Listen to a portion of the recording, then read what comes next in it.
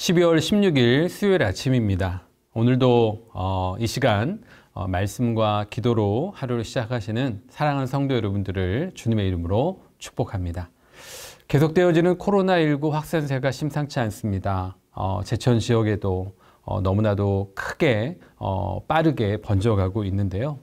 아무래도 코로나19가 멈추기 이전에 저희 모두가 멈춰야 되지 않을까라는 생각을 조심스럽게 해보게 됩니다.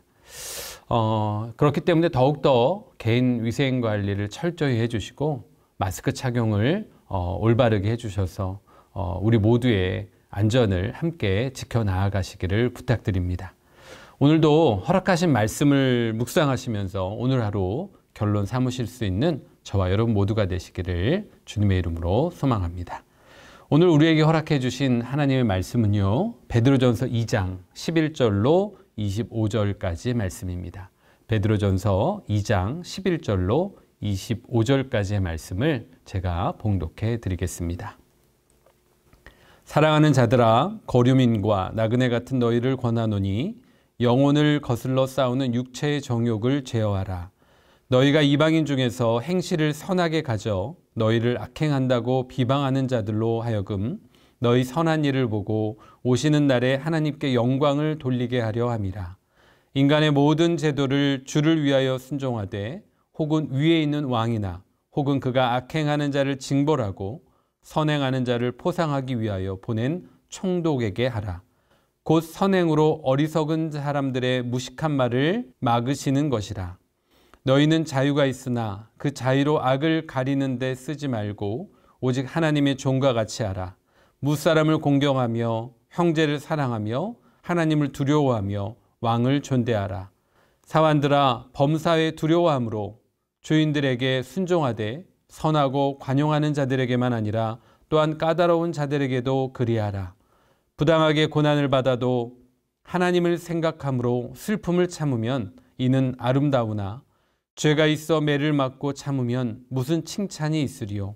그러나 선을 행함으로 고난을 받고 참으면 이는 하나님 앞에 아름다우니라. 이를 위하여 너희가 부르심을 받았으니 그리스도도 너희를 위하여 고난을 받으나 너희에게 본을 끼쳐 그 자체를 따라오게 하려 하였으니라. 그는 죄를 범하지 아니하시고 그 입에 거짓도 없으시며 욕을 당하시되 맞대어 욕하지 아니하시고 고난을 당하시되 위협하지 아니하시고 오직 공의로 심판하시는 이에게 부탁하시며 친히 나무에 달려 그 몸으로 우리 죄를 담당하셨으니 이는 우리로 죄에 대하여 죽고 의에 대하여 살게 하려 하심이라.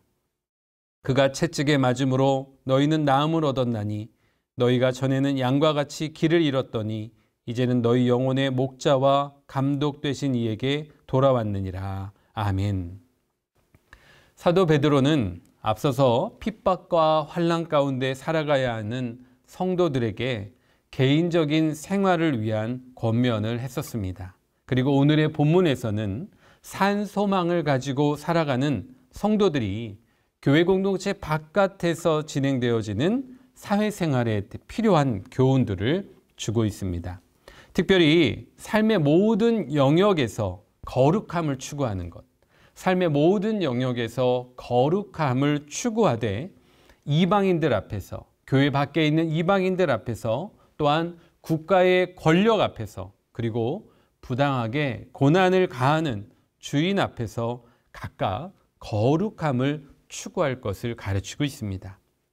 어쩌면 우리의 신앙생활은 자전거를 타는 것과 같습니다. 페달을 지속적으로 밟지 않으면 자전거가 앞으로 나아갈 수 없고 또한 넘어지는 것과 같습니다. 그래서 성도는 그리스도의 구속의 은혜로 거듭나는 그 순간부터 최후의 승리의 날에 이르기까지 계속적으로 믿음이라고 하는 페달을 밟아 나아가며 영적인 성장을 이루어 나아가야 할 것입니다.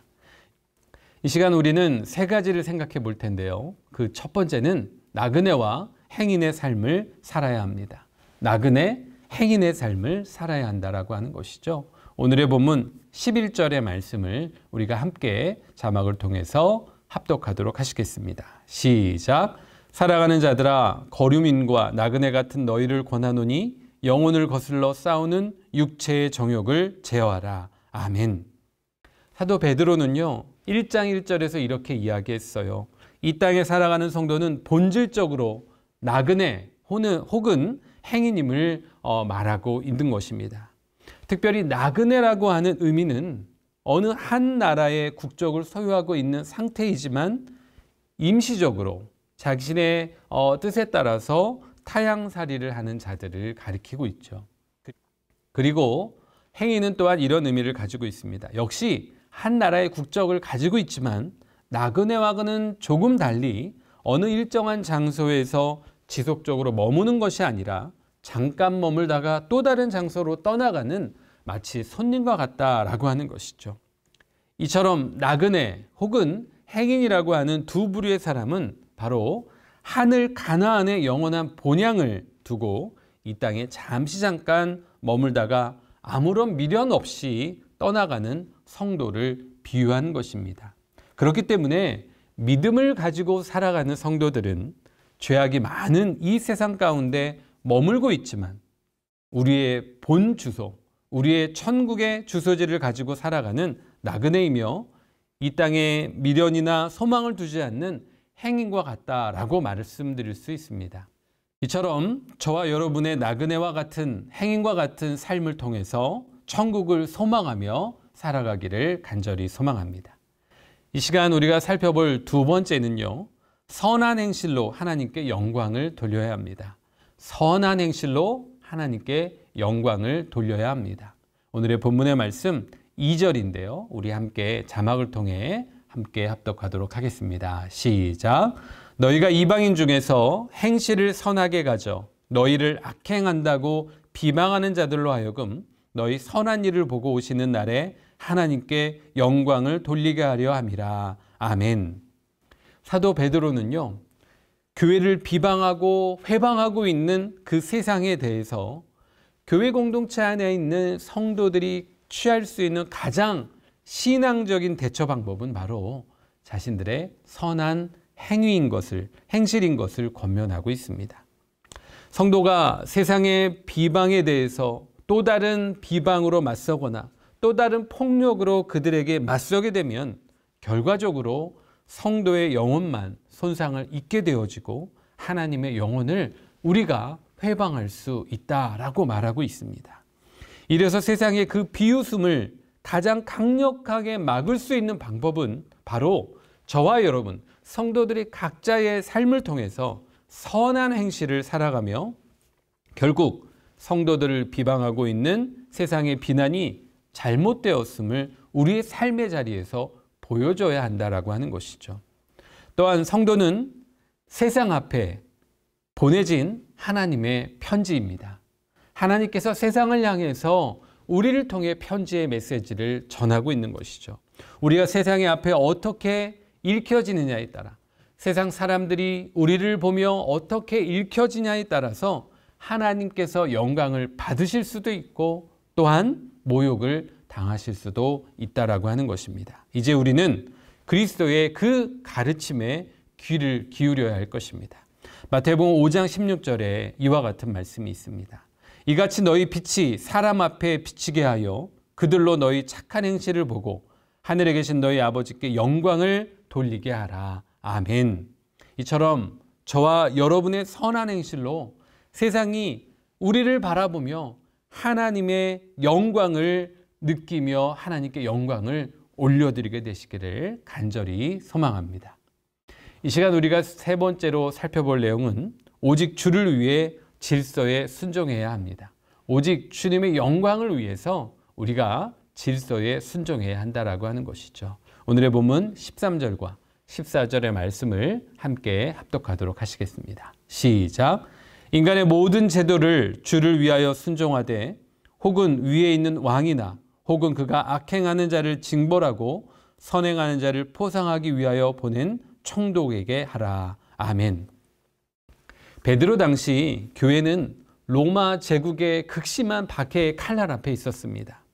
몇몇 심약한 성도는 신앙을 저버리고 세상으로 뛰어나가 버리기도 했습니다.